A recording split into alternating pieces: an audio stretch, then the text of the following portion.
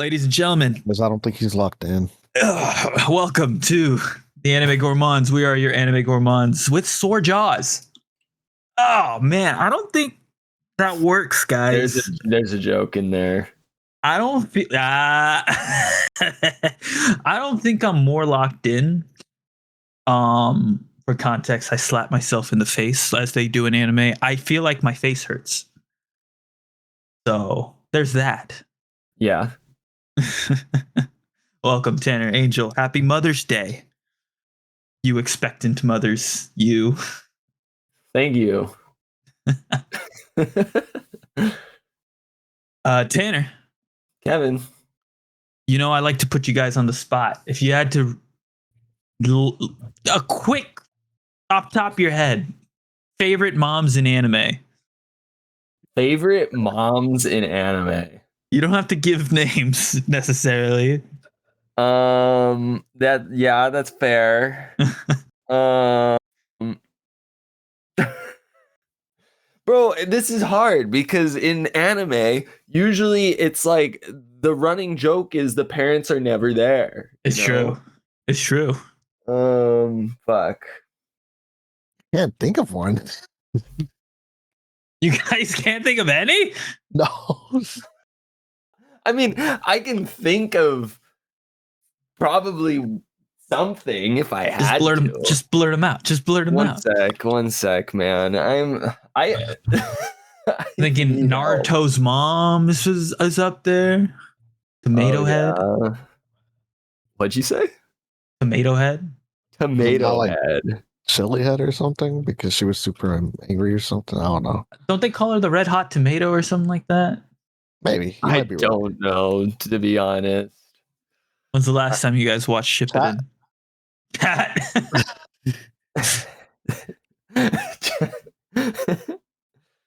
Chat, can we clear this up?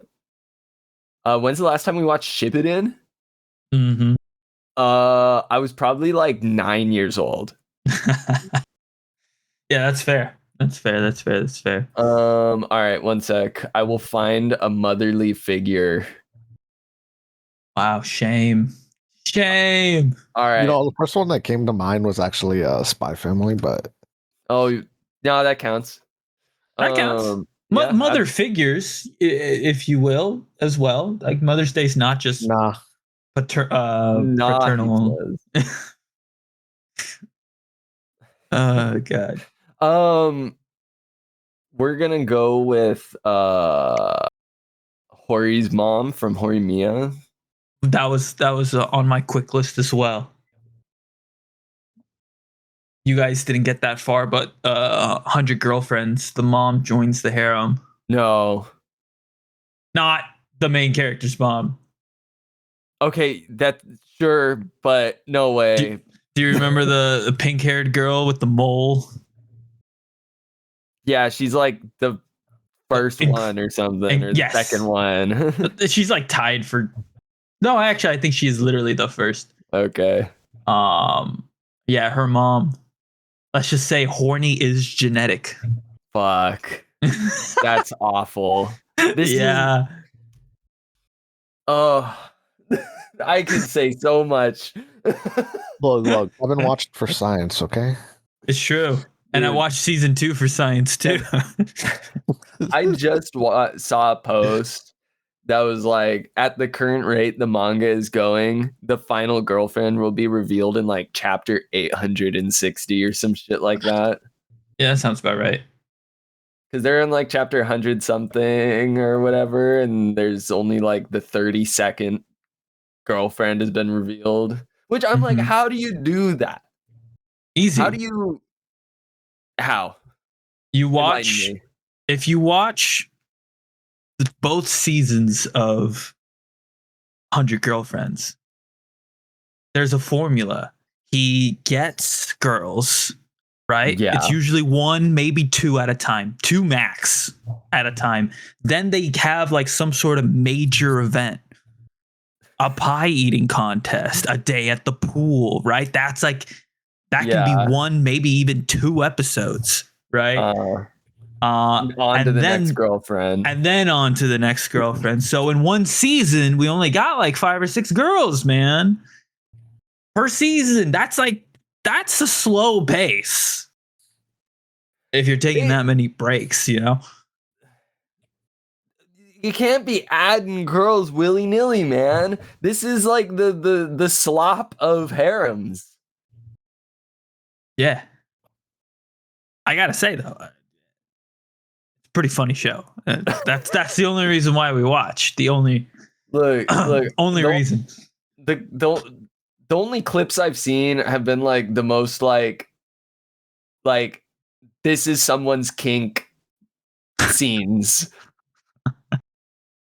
Isn't that every anime? Really, you know? No. No, not the same. You are correct. Not the same. Not the same. Oh gosh. Well, gents, it's been a couple weeks, but we're back, and it is review time. We have 3 episodes of the following shows to talk about: Ramparts of Ice, Second Prettiest Girl in My Class, Agents of the Four Seasons, and of course, Daemons of the Shadow Realm. The Shadow Realm. Yeah, it's a fun word to say, ain't it? Why don't we go ahead? Let's jump into this pool. Hell yeah. What are we talking about? Anime. We're gonna talk about the Ramparts of Ice first. Very nice, very nice. Watched that the most recently. Perfect. Tanner, you said you watched a couple episodes. What did you think about the Ramparts of Ice? I watched a whopping 2 episodes, and you know, I would have messaged you and said, "Hey, give me 30 more minutes." Right? You know, delay the podcast 30 minutes, one more episode. But I only needed 2 for this one. Mm-hmm. That this show is like immediately charming. Like the main character is like funny to watch her go through her little like internal monologues, and she's not like, you know, a flat like single-sided character. She has like a rounded personality, you know what I mean? I have to point all this stuff out when it comes to like rom-coms, because I feel like many can fall into the like the characters are just their tropes. You know what I mean? Totally. But yeah, Koyuki, right? Yep. Yeah. Koyuki Hikawa. You know, she's this sort of like standoffish girl, but not.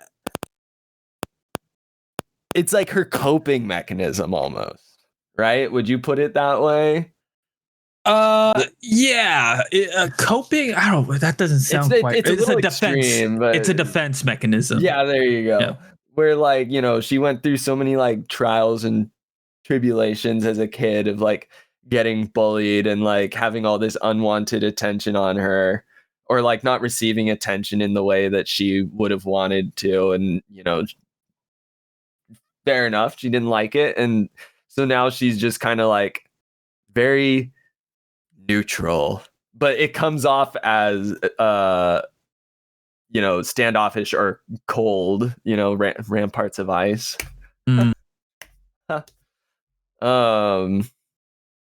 To other people, and so a lot of people think she's scary, but I do like seeing, like, you know, I only watched 2 episodes, but you already see her like, you know, form these connections with new people where her real sort of personality is able to come out. You know, she has her best friend who, of course, you know, she's like, I don't know, she doesn't have to have her guard up around, and then she meets someone who she can trust, good old Yota. Mm-hmm. All the homies love Yota. Just a nice guy. He's just a nice guy. Also, I do not fucking trust whatever the fuck his name is. Orange hair guy. Yeah. Minato Amamiya. I don't like him so far. Yeah. But we'll see where it goes. Yeah, I don't know.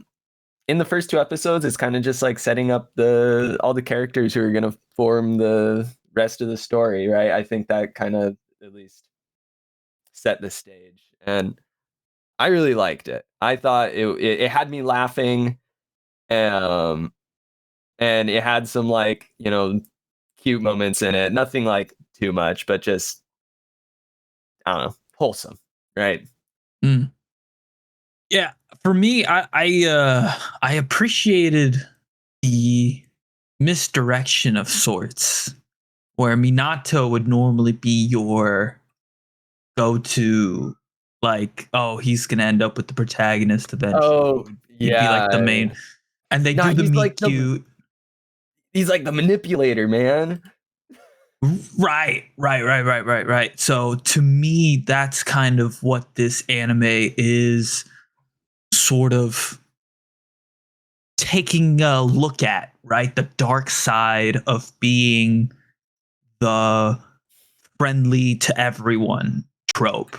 The dark side of like the popular guy, right? True. Uh, Yeah. but generally speaking, in most anime, this character is like the glue of the group, right? And in this case, it's like his first instance of not immediately being that glue. That's throwing him off a little bit. I don't want to necessarily spoil the third episode, but to be quite frank, the details of the episodes are a little scattered between the three. That's fine. Go ahead. But I do remember like some aspects of the show that I like. Koyuki's inner monologue is really relatable at points, or if not relatable, it's at least like understandable to a degree.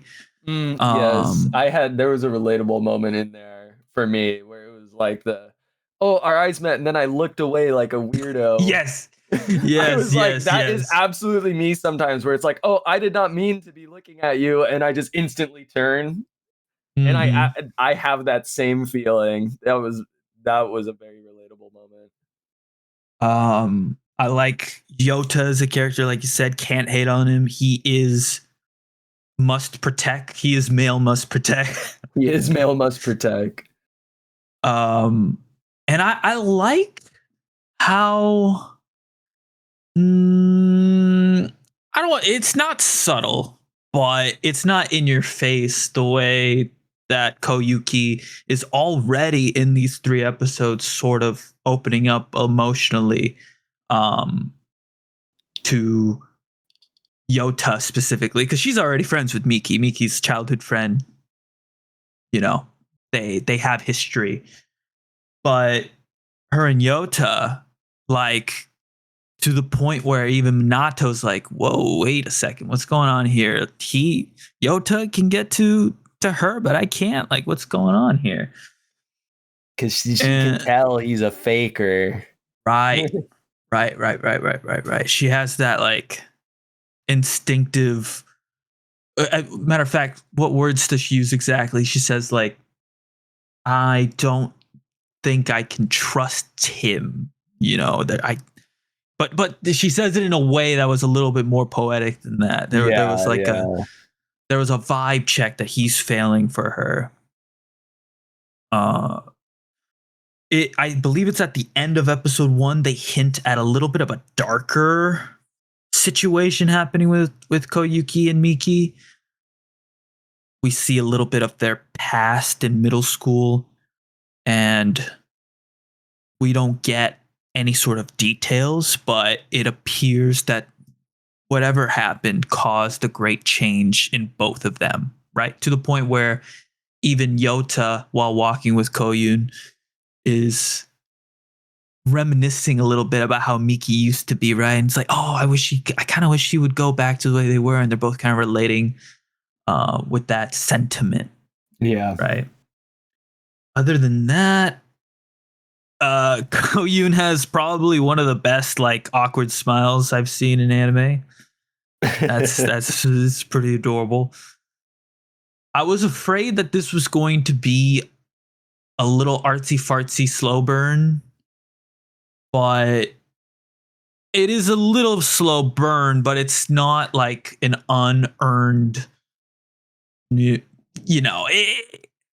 don't feel bored watching it. I guess No, is it's what I'm plenty trying to say. entertaining. Plenty entertaining. Yeah, just in the There's- ordinary situations you go through. Absolutely. The amount of times, boys, I gotta tell you, I'm just like, if Yota and Koyuki don't end up together, we have lost the plot. So, yeah, I'm looking forward to see what happens, and this is an obvious pass to me. Tanner, it kind of sounds like it's a pass for you. Oh, definitely. Yeah, I was like, I don't have to watch more to know I will be watching more, because I got to episode 2 or the end of episode 2, and I was like, I want to watch it. I want to watch another one. So yeah, Ramparts of Ice. Moving on to the end of season review, and like I think we're just rooting for our ships. Is ultimately how it's gonna go. Yeah. All right, then. Let's move on to. I see Angel's muted, so maybe Daemons isn't the best. Not in the Oh, well, perfect. Why don't we go ahead and move on to Daemons of the Shadow Realm, also known as that anime made by the person who did Fullmetal Alchemist. Mm-hmm. Angel, what did you think of the first 3 episodes of Daemons of the Shadow Realm? All right. Look, right off the bat, I gotta say that one scene. That where one the, scene. All right. What scene are we talking about here? all right. Girl is going munch with her hands. Gobble gobble. Gabby. Gobble, gobble. She's doing the gabu. Yeah, she's doing the gobble gobble. It reminded me so much of Ed. She reminded you of Ed. The blonde hair. It's the red jacket and the blonde hair. Yeah. What can I say? I just couldn't help but like imagine that. Yes, 100%. Gosh. I love Gabby. Yeah, just a murderer She just of an killed entire people. village. What's wrong with that? There's nothing wrong with that. Come on. And then going into this not knowing anything, I expected some like fantasy show. I was not expecting everything I got. Mm. You weren't expecting them to be like, by the way, this is set right now, current day. Yeah, I was lucky kind of expecting like some medieval fantasy. So something along the lines of like Sentenced to be a Hero type. Yeah, kind of like that type of setting. It's a feudal Japan era. Well, this town is stuck in that era, right? Because this whole thing's supposed to be based on a common Japanese myth, right? The city that you can wander into in a forest, but may not be able to find your way out. I think it's based on something like that, but I'm not familiar enough. Or at least it's like a thing in the show that it's a myth. I thought. Right. Do you mean in real life too, or? I figured it was from real life. There's this like radar that goes off in my head when I watch some anime where they'll just like very quickly shoe in like, oh yeah, it's that myth. That myth everyone knows. And we're just here as Americans like, no, we don't know. But it is what like Turbo Granny, for example, right? Or like for us, it would be like, well, even Loch Ness Monster's famous over there, so I can't even say that. Ooh, good old Nessie. Good old Nessie. But yeah, I got the vibes. If you know, you know. Please let us know in the comments. if this is like a common reoccurring Japanese myth. Angel, what did you think of the animation in the first couple episodes? Because that's really where all the fighting happens. Solid. Makes me animation style reminds me of Full Metal. Is it the same Mhm. studio? I don't believe so, because Full Metal was Bones, and this is What is it's also this? Bones. It is the same studio. Yes. Okay. Yes. They were just waiting then. Yeah, they were waiting so much they decided to also release Marriage Toxin at the same time. Yeah, Well, dude. I mean, if you like the art style of Full Metal, then you'll probably like this. Just different story. Different story, and it has a different battle system Yeah. completely. Yeah, It's just an entirely different piece of media. That's Yeah. yeah, Barely a different piece of media. takes alright? place in a completely different time, right? But if you Lots. squint your eyes hard It's enough, all gonna intertwine at the end. now what do you mean by that? Imagine. Are I'm you thinking like a saying- Fire Force. It's- That's what I thought you were saying. that would be crazy. That would be. I don't think I'd want it to do that. And Personally. it turns out Full Metal Alchemist happens in the future. Whoa. Whoa. That would be a twist. That'd be a twist. It'd be a weird twist, but it'd be a twist. Let's entertain this for a little bit. Is it correct in my memory that in Full Metal Alchemist, alchemy was discovered, then like civilization fell? Oh no, he's trying to connect the dots. No. I'm just you brought it up, motherfucker. I'm trying to help your case here. I don't think so, because there's like multiple nations in Full Metal Alchemist, aren't There there? are, but isn't there an ancient civilization that they find in like the middle that not that they find, but there's like You ancient mean texts and stuff. It's the one that's like way out in the middle of the desert or whatever. Is that what Yes. you're talking about. Yes, I'm that's having to exactly. think back years ago to when I watched this, but I watched Full Metal And that Alchemist for the was, first like- time 2 years ago. I think it was the creation of like the homunculi that led to like the downfall of society, Right. or like of like the greater world, at least I will call it. Because remember, it was just the first one in the bottle, right? Right. Created by Ed and Al's dad. So, could you tie it in if you really wanted to? Maybe. I don't know. Food for thought. Yeah, I was gonna say I don't know, because like It's a stretch for sure.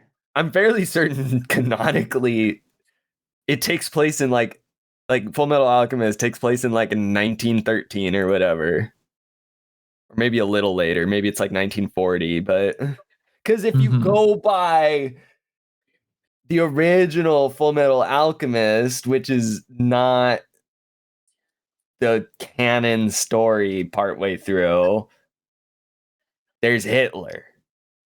So, Oof. Wait a second. I kind of want to hang in this area for a second, please. Oh no.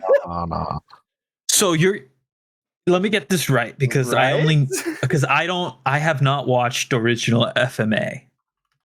Are you telling me that because they couldn't finish the anime because the manga wasn't complete yet, that the next quote unquote logical step was to introduce the Fuhrer? So I guess, okay, it was one of the movies, which even so, Full Metal Alchemist, the movie, Conqueror of Shambhala. He was the future dictator of Germany and founder of the Führer and of the Nazi Party in 1921. So this is like alternate timeline type shit, except for his name's Adolphus Schicklgruber, alias Adolf Hitler or the Führer. Oh my goodness. So they had full creative freedom to create their own ending to FMA, and they chose Hitler. That's kind of insane, actually. So like Germany and the Nazis exist in this movie. It's Right. interesting. Right. And that movie is canon to the events of the original FMA, which is essentially an OVA at the end, right? Yeah. Okay. That's wild to me. That's absolutely wild to me that's where they went. It kind of goes off the rails for sure. And like if I remember correctly, I could be completely off the mark with this, but like, you Let us know in the know, comments. the gates of truth in like Full Alchemist Brotherhood, right? Of course. Like that is not, I don't think that exists really in the original or something, or I don't know, maybe it does. I can't quite piece it together because I looked this all up, but like way back when I first watched this. Yeah. Or but like, or maybe it's this, maybe it's the movie where like this is like alternate timeline type shit is happening, and like Ed gets stuck in it, and then he like figures out, oh, if I build a rocket and like launch myself out of here, that's like the way to escape. I don't fucking know, man.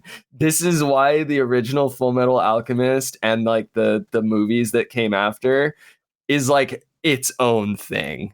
Right. Totally. I'm being serious. If anyone has seen the original Full Metal Alchemist and their movies, please, animegourmands@gmail.com. I need a synopsis. This sounds crazy to me right now. Anyways, sorry. Back to Daemons of the Shadow Realm. That was a detour. Tanner, you watched 3 episodes, right? Yeah. Do you have any major opinions about the show? I think it's good. I like the characters in it. I kind of felt like I saw the like modern day thing coming, because like they were like, oh, the twin dragon trails are there again, and I'm like, that looks a lot like an airplane contrail. But I just went, nah. And then they're like, oh, it's actually, yeah, they're in this like like village that is hidden by some sort of barrier. And I'm like, oh no, I had the original the impression right the first time. I don't know. I think I can see that there's like so much world building that still has to happen. Like we've barely been introduced to the power systems. Like we barely know what the special powers that Asa and Yoru have, right?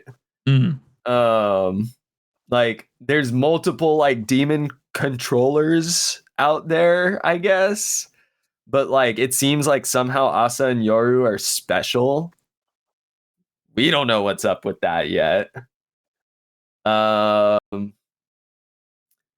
Yeah, I do. I like the vagueness of like who's the bad guys that it's given us. Like at first you're like, obviously these invaders are the bad guys, but then you're like, okay, well, they killed a lot of people, but like, are they? I don't know. And then just like yours whole adventure out into the modern world and like experiencing things for the first time is funny. Yes. Oh, I just went and peed in that bush over there. Which should be allowed in society, all right? Sometimes, especially in America, we need to reconsider what we, is acceptable peeing area, because public bathrooms are not as common as they once were. Sure. But I do appreciate that, outdoor areas are mostly unpaved peed on. You know, I Look, can sit at the base For of now. a tree and not We have don't live to in San Diego where this guy lives. All right. Whoa, way to dox me. As I've said it on the podcast many times. Dude, there's only like how many million people living in San Diego? They're bound to find you. It's true. It's true. So I'm just saying, like, they don't even let you use some bathrooms that, like, well, the gas station bathrooms are like gone. That's like not a thing anymore. Some McDonald's what are you talking about? are down. Like down here at least. Maybe San Diego is just like on some sort of bathroom lockdown, but is this a complaint only I can relate to? All right. Yeah. Well, I'll shut up then. Like, I don't know. Maybe I've just like worked out my public restroom method. I don't know what to call it. It's like you pee when you eat because restaurants always have bathrooms. And then if you're on a road trip, you always stop at a truck stop because they have the nicest bathrooms. That is true. My go-to strategy is go to the nearest In-N-Out. That too. In-N-Outs are plentiful and have nice bathrooms. They have very clean bathrooms. It's okay. I'm sure not everyone revolves around planning out their bathroom stops like I might, because I have a bladder the size of like a squirrel's. So yeah, this is true. Big This is well pisser. documented. Kevin knows. Yes. He's asked me if there's something wrong with me before. Many an expo has been there's been some teasing from me to Tanner. The worst is movies, man. I don't know if there's something about movies that just make me have to piss halfway through. And it's not like, oh, I kind of have to piss. It's like I think I can make it to the end of the movie, but like I am going to explode by the end. I don't think if there's anything so funny enough. I mean, not to say that these 3 episodes are like uneventful, but they didn't feel dense to me, if that makes sense. It kind of felt like, you know, the episodes. It's exposition.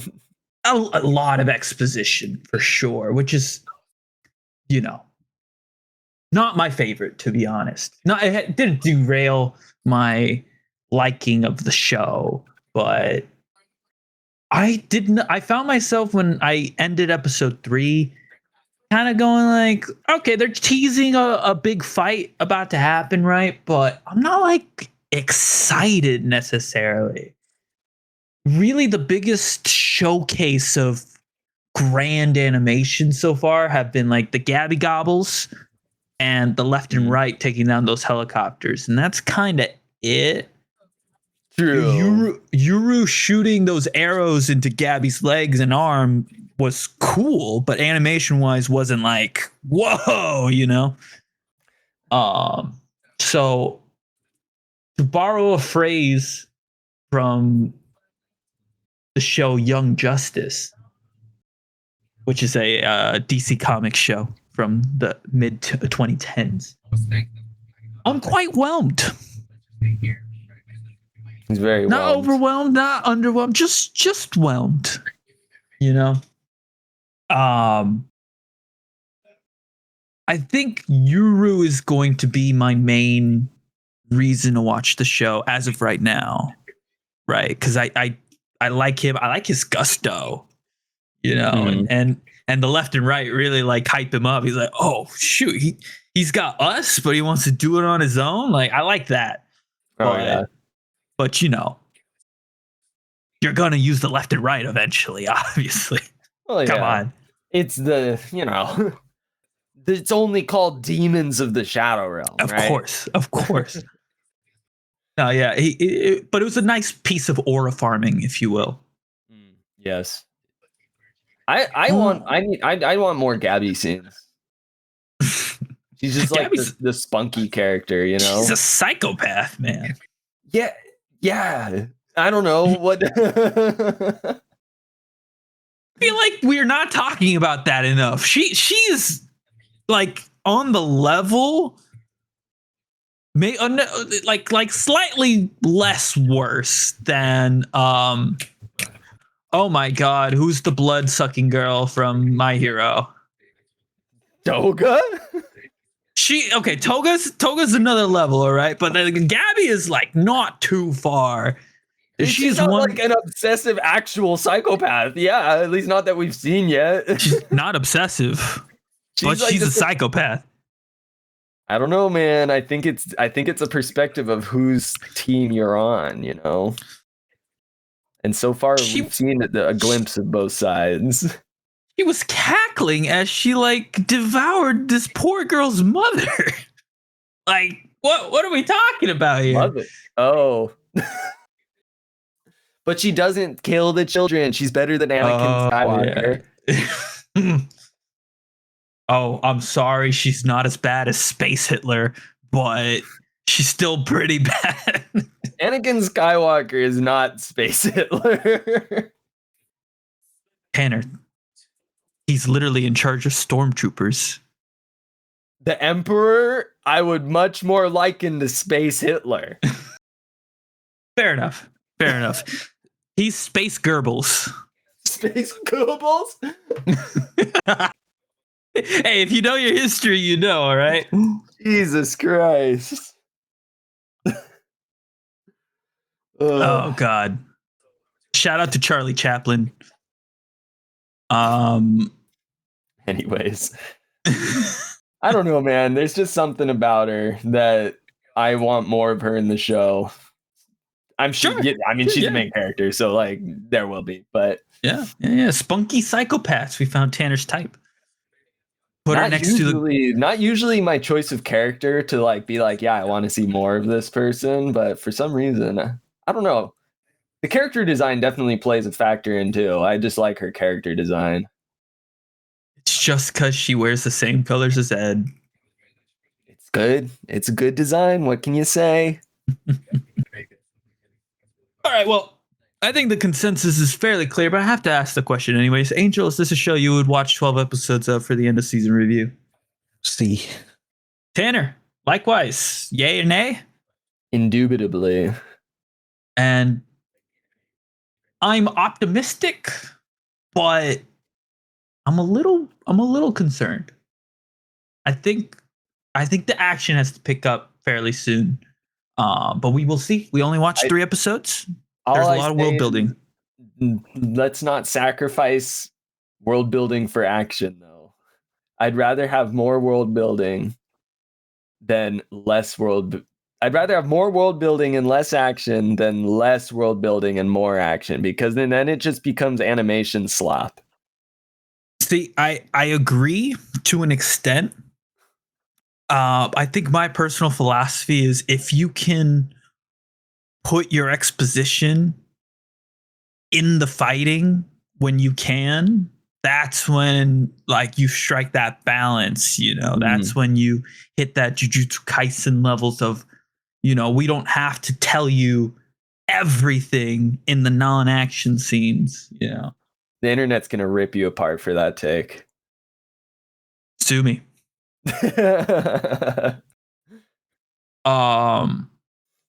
I don't know. For me, like if I want good plot, I'll read the manga. And by like, that take, I actually just mean the take on using Jujutsu Kaisen as your example. I think Jujutsu Kaisen does an excellent job. I think it's a good show. For some reason, the internet loves to hate on Jujutsu. I love to hate on it because of how it ended, mostly. Oh, there was haters way even before it ended. Well, we will see. But anyways, Daemons of the Shadow Realm. Moving on, along with Ramparts of Ice. Let's move on to the Tanner back-to-back double special. I made friends with the second prettiest girl in my class. Ooh. Now, I got some things to say about this one, Tanner. You mind if I take the lead here? Go for it. Surprisingly good, I want to say right off the bat. I kind of was expecting a much worse show. I think it's adorable. I think the relationship between our boy Maihara and Asanagi feels very natural. It feels genuine. Anytime they're on screen together playing video games and she's doing like the controller shaking that people who don't play video games very often do when they like relate about eating snacks when they went out on that date at the mall. I thought it was adorable. I think they do a really good job of incorporating Amami as well into the dynamic. And they do your usual rom-com, anime tropey stuff, right? Totally fine.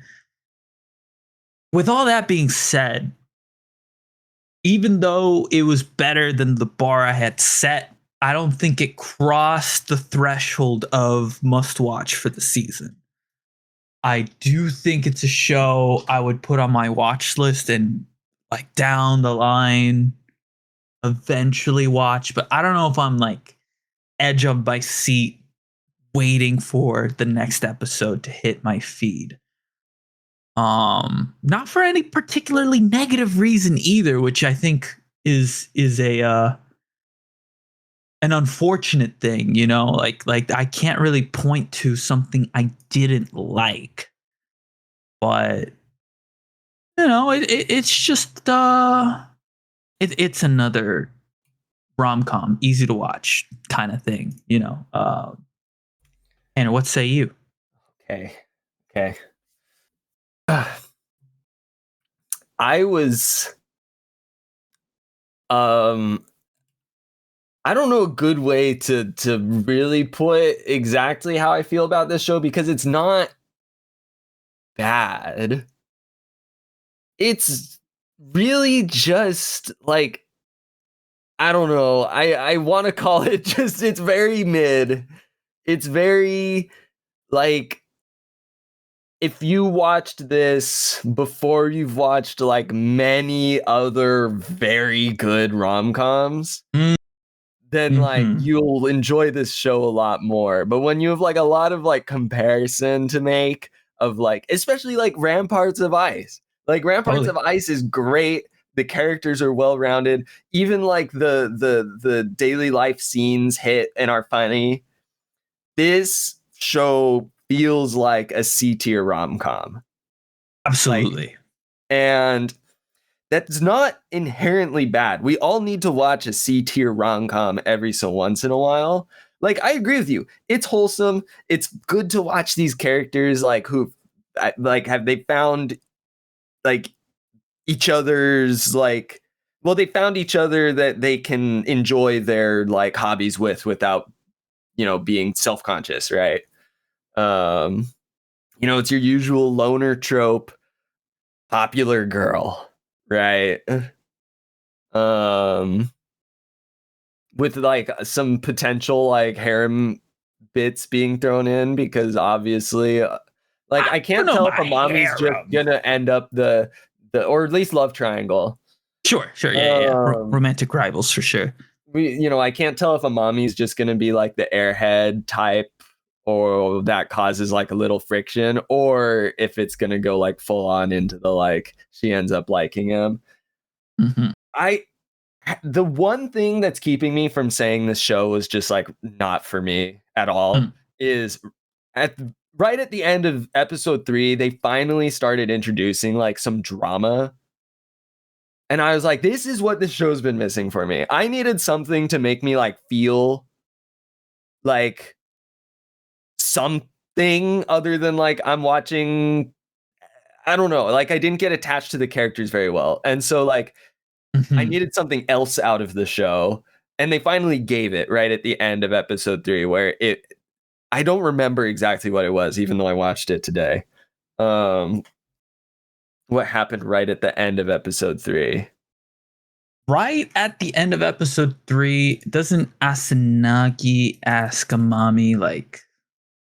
Does she ask him what? Now I have to like check out the episode. It's actually on Crunchyroll real quick. Second prettiest girl. Yeah, so at the end of episode 3, they are. Oh, a mommy confronts the class because they seemingly Oh yeah, they all start hating him. hating Maihara. Yeah. Yeah, because he's friends with the popular girls, and now everyone's jealous. How did Mhm. loser become friends with the popular girls? Yeah, like I don't know. It just finally gave me like the plot is happening finally. Yeah. Yeah. um, or like I guess something other than moments of these characters like getting along, doing their hobbies. Yeah. To articulate it in another way, it's like these first 3 episodes didn't have a whole lot of depth in them. Yeah, exactly. And like when the characters are exactly how I was describing Ramparts of Ice was not, where like in Second Prettiest Girl, they're pretty flat, especially Maihara. Let me Mhm. tell you, Oh yeah. Maihara is your classic loner, likes to be at home and play video games, right? And that is his personality. Mm-hmm. They push some good messages of like, that's enough for some people, and that's what some people makes some people happy. And I'm like, that's true. That's great. I like that you're defending yourself. Perfect. But still a very single-sided character. Yeah. One dimensional. So that all being said, Tanner, if you had to say, are you going to watch 12 episodes for the end of season review? Is that a yay or nay? I can't in good conscience pass this show when Ramparts of Ice is in the same season. Agreed. A full agreement. Just because it cleared my bar. My bar was in like the D tier. Yeah. With the title like I fell in love with the second prettiest girl in my class. I made friends with. Or friends, sorry. Sorry. Maybe it happens. Maybe it seems like that's what they're setting up for, right? But okay, I made friends with the second prettiest girl in my class. You got to have a pretty outstanding plot to overcome the title. Agreed. And yeah, there's not much else to say other than that. That being said, I could see it being second monitor content. There's no dub, so it's like. Oh, see, that would be the perfect show to watch dubbed as second monitor content. Like, I don't think it's not worth watching. I wouldn't sit down and just watch that though. Totally. 100% agree. 100% agree. All right, 10. Let's move on to maybe the most artsy anime of the season, potentially. Agents of the Four Seasons Dance of Spring. The GOAT. The GOAT! Oh, God. Okay, so I was listening to, because I read the description for this in the season preview, and then I what I've been doing is I've been posting clips of our season previews onto our YouTube Shorts. Check that out. And oh my God, dude, the way I pronounce Hinagiku. Yeah. Oh my God. What did you say? I don't even remember. I'd have to do it. I like wanted to banish it from my memory. I'm looking it up right now, so you can keep talking. You can keep talking, and I will discover. Gorgeous anime. Just they put a lot of time into the sort of effects that you see throughout the show. For example, when Hinagiku goes and begins springs in episode 1, like that's gorgeous. When Winter, the agent of Winter, uses his ice powers to save the car on the ledge. Beautiful. Oh yeah, absolutely. The fusion of like traditional Japanese like art of what they're doing. I can't put a name on it because I don't know what it is. but the song and dance, right, Yes. is incredible. Yeah, incorporating the song. It's just whoever's singing it, I don't know if they're getting the voice actors to sing the songs or not, but like they're killing it in that aspect. I found the clip, Kevin. Thank you. How bad is it? I remember cringing. I like that you in the subtitles put Hinagiku LOL in parentheses. So you said Hinagiku, like you really geek. Was I like geeked it. A prominent part of the word. It's not far off though, because even in the show, they like the gi is very emphasized. Well, in the sub, it might be. In the dub, it sounds a lot different than what I was saying it as. Oh yeah, they say it's Hinagiku. Mm-hmm. How do they pronounce it in the dub? Well, okay, so she says her own name in reference, whenever she says I, right? She always says like Hinagiku wants to Hinagiku. Hinagiku. Yeah, exactly. I see. I think you were closer actually to the real pronunciation. Yeah? You know what? I'll take that as a dub. If they're pronouncing it Hinagiku, it's just putting like the emphasis in the wrong spot.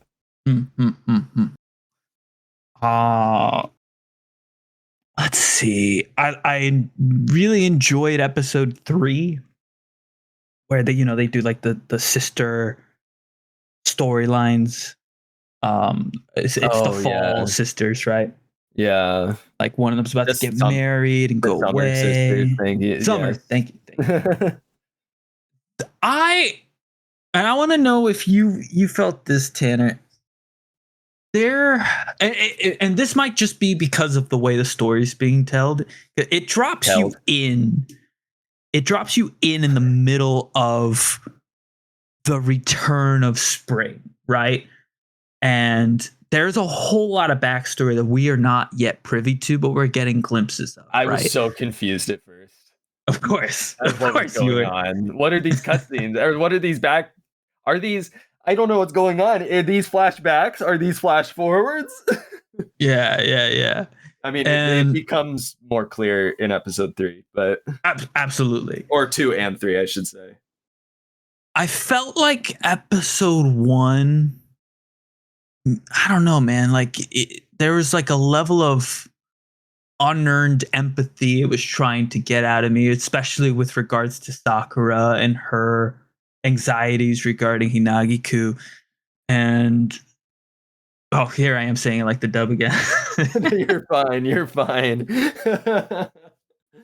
I'm not a linguist, guys. And I don't know, like very early I felt a little off put. That feeling went away, but I do remember feeling like, oh man, like, there's a little, like it tries to hit you with emotions in episode 1. I don't think they quite landed with me. Yeah, you don't know what's really going on or why these characters are feeling this way. Right. I think if they were if they stayed subtle in episode 1 and just kind of more hinted at these anxieties, and then when they hit you with the reveals in episode 2 and 3, where like, they basically abandoned the Agent of Spring, hoping that she would die so that they could essentially, essentially it's kind of like the Avatar. We'll just wait for the next one. Exactly. And there's a level of betrayal and depression that is very heavy, and it becomes earned, but I don't know if I like watching episode 1, I was more confused than empathetic, if that makes sense. Yeah, I would say that's accurate. Like I felt kind of similarly, where you can tell there's something going on, but you don't know why they're all emotional about all of this. Mm-hmm. And you see these flashbacks, but the flashbacks, you don't even know what's happening. You see characters where you're like, who are you? But all that being said, I appreciate the show for its visuals. I did eventually appreciate the emotional aspects of, especially the agent of spring and her bodyguard. And they're hinting at these feelings of remorse from the agent of spring and his bodyguard, and there's like this whole dynamic there. Winter, thank you. Look, there's a lot of seasons, all right, to keep track of. No, I'm just playing. Are there? No, there's really not. But yeah, it's good. It's a sorry, I'm really downplaying the show. It's a great show. It is very good. When you I'm realize looking forward to more. When you realize that Hinagiku's actually like the GOAT, like when she like flexes her power in the flashback, you're like, oh, you gave me the impression all you could do was make a little flower in your hand and call spring. Here you are creating this tree monster. That's pretty crazy. That's pretty you over like, because especially after seeing the Agent of Winter kind of flex his powers, right? Blocking bullets and shit. Mm-hmm. And then you're like, makes sense that Agent of Spring would need the saving or the helping. And then you're like, oh, that's not it at all. Mm. She sacrificed herself hardcore by actually like holding back her friends, or however you want to refer to them, right? Mm-hmm. Agent of Winter, his bodyguard guy, and then her bodyguard Sakura, right? Mm-hmm. And like saying, take me and leave them alone. That scene for me was the one that I was like, oh, okay. She is not just this like helpless little girl that they kind of play her off as. Mm. But obviously some shit happened that I'm like very morbidly curious about. Why does she talk the way she does now? Like, what happened when she was kidnapped for those 10 years, right? I think what I found the most intriguing was this world building that they do, where they don't even necessarily show you, but there's clearly like a sort of generational like each season has their village, right? And that village is in charge of the traditions, and they're really the ones who make the overarching decisions of like, do we go and try to rescue the agents? Do we give up? Do we hope she dies or whatever, right?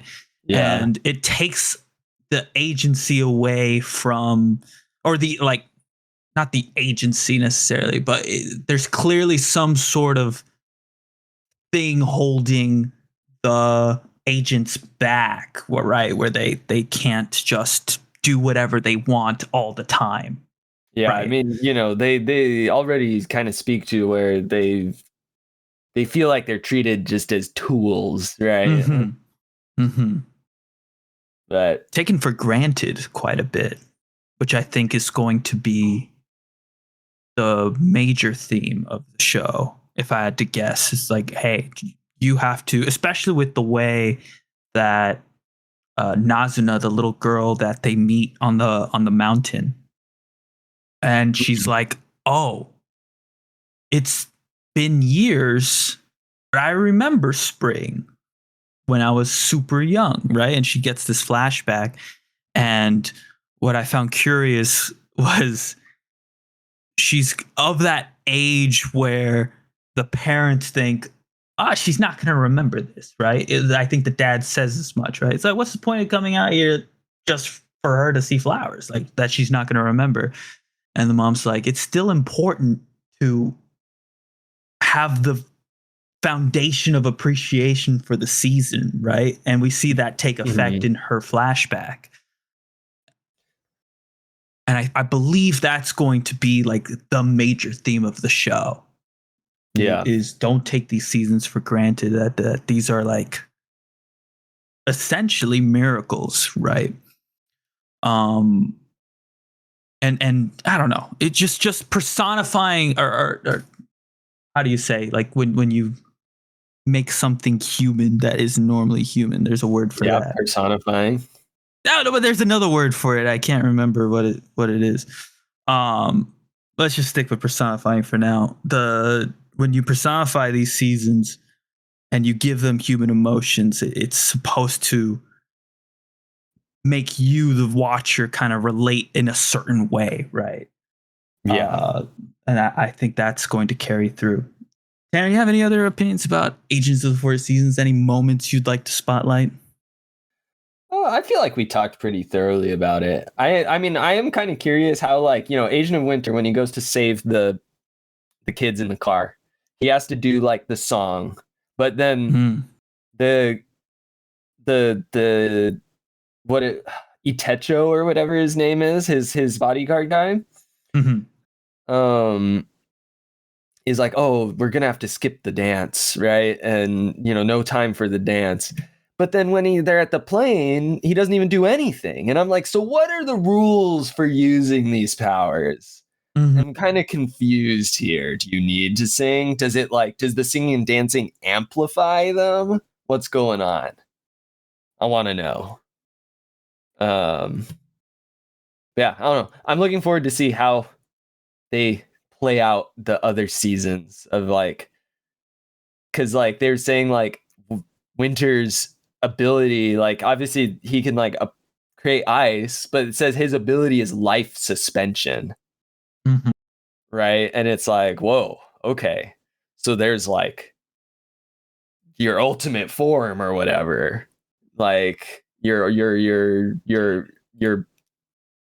don't know what to call it, your trump card power or your ultimate power. What is going on with that? And I'm sure they'll explain all of this as we keep watching. But that's kind of what the questions I have that I want answered. Well, I think we're going to get those answers because, Tanner, I am going to pass this show for the end of season review. Are you? Most definitely. And that settles that, gents. So recap what we did today.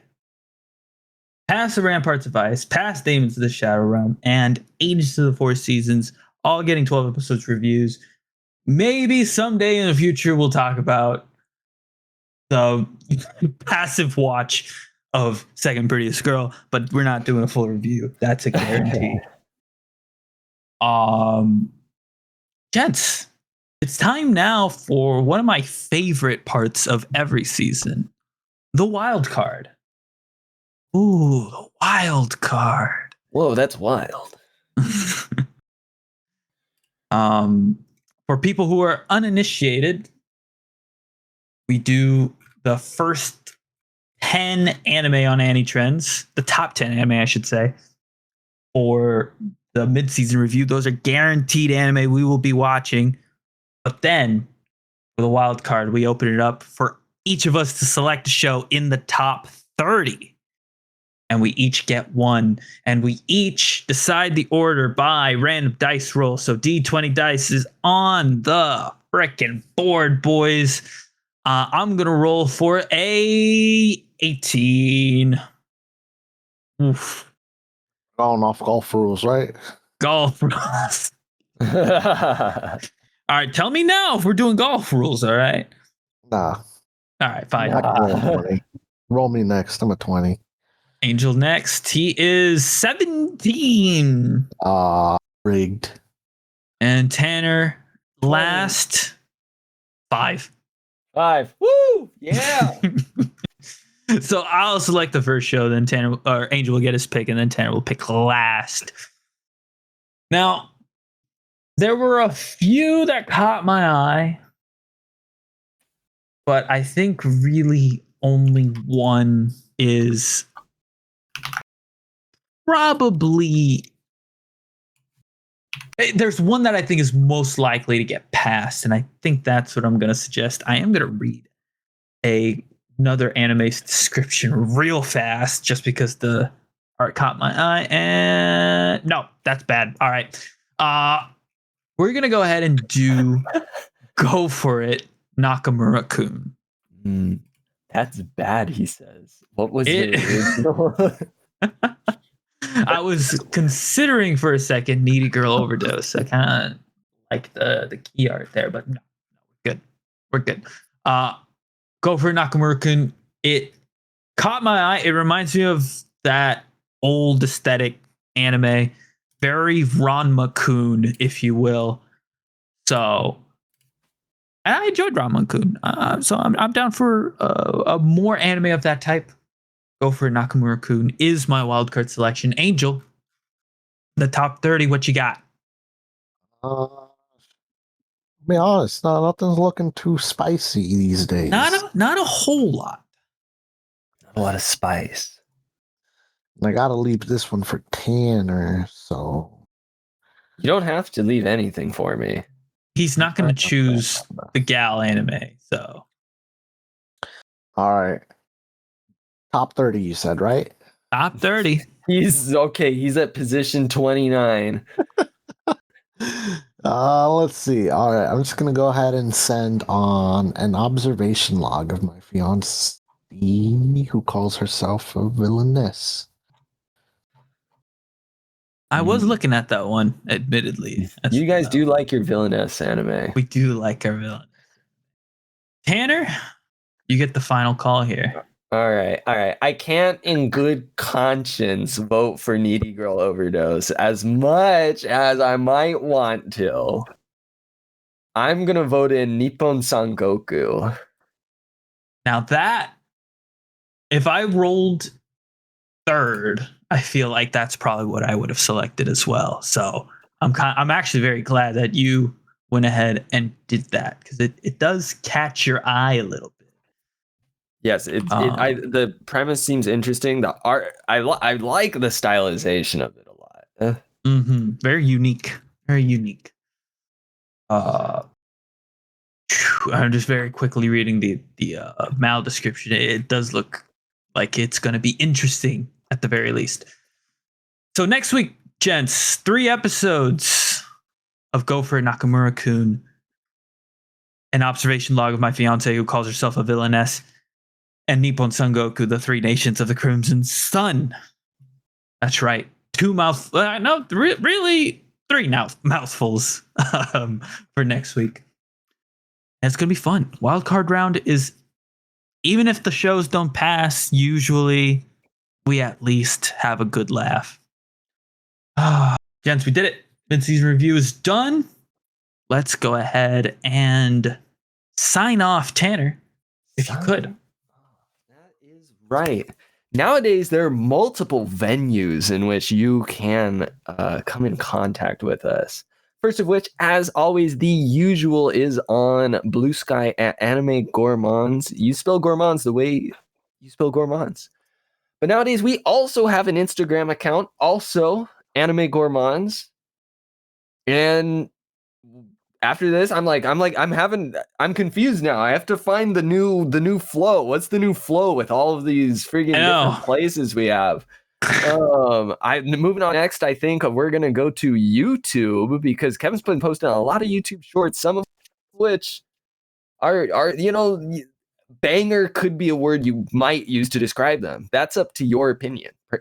It's true.